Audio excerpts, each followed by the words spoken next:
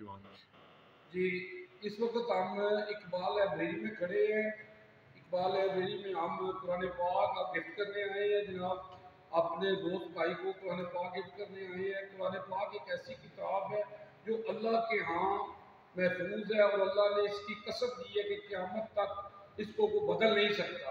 اگر ہم اس پر عمل کریں تو ہماری زندگی بدل سکتی ہے۔ اللہ قرآن پاک میں فرماتا ہے انسان کو وہی ملے گا جو اس نے کوشش کی۔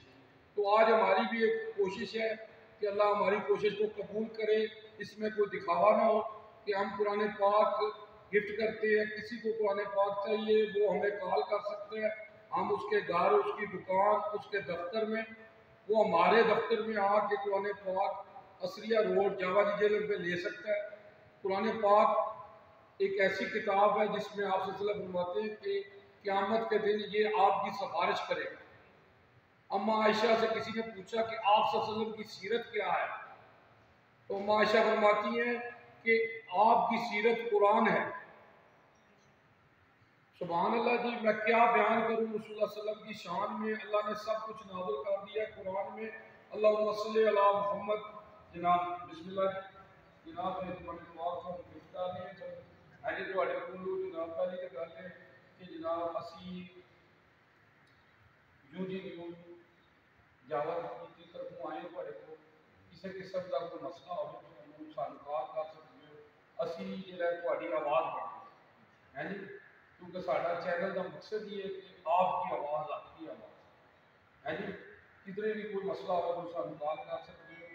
تو قرآن پاک کو گفٹ کیتا ہے کہ تسی جناب، کیونکہ آپ صلی اللہ علیہ وسلم فرماتے ہیں ابو ذر کہ صبح صبح اٹھ کے تو قرآن کی قائد کر کے سمجھ لو کہ سو نہ نہ سوال ہے جی، کہ تسی جناب ماشاء اللہ بہت اچھا کام کر رہے ہیں جی آپ، ماشاء اللہ۔ قرآن کریم ایک ایسی کتاب ہے، دنیا کی کتاب، ہر ایک کتاب جو بھی ہوتی ہے اس میں کوئی نہ کوئی موضوع ہوتا ہے، کچھ کسی سبجیکٹ پہ ہوتی ہے۔ یہ ایسی کتاب ہے اللہ پاک کی کہ اس کا موضوع انسان ہے۔ بے شک اگر آپ کسی مسئلے میں کسی بھی دنیاوی یا کوئی ایسا کام سمجھ نہیں آیا تو آپ قرآن کی رہنمائی سے اس مسئلے کو حل کر سکتے ہیں۔ اللہ اس میں ضرور آپ کو رہنمائی ملے گی۔ ایک بابرکت کتاب ہے، ہمارے گھر میں ہونی چاہیے، ہر ایک گھر میں ہونی چاہیے، بلکہ اس کو باقاعدگی سے اس کی تلاوت ہونی چاہیے، اس کی برکات سے ترجمہ پڑھنا چاہیے۔ اور قرآن کا مطلب یہ ہے کہ بار بار پڑھنے والی کتاب۔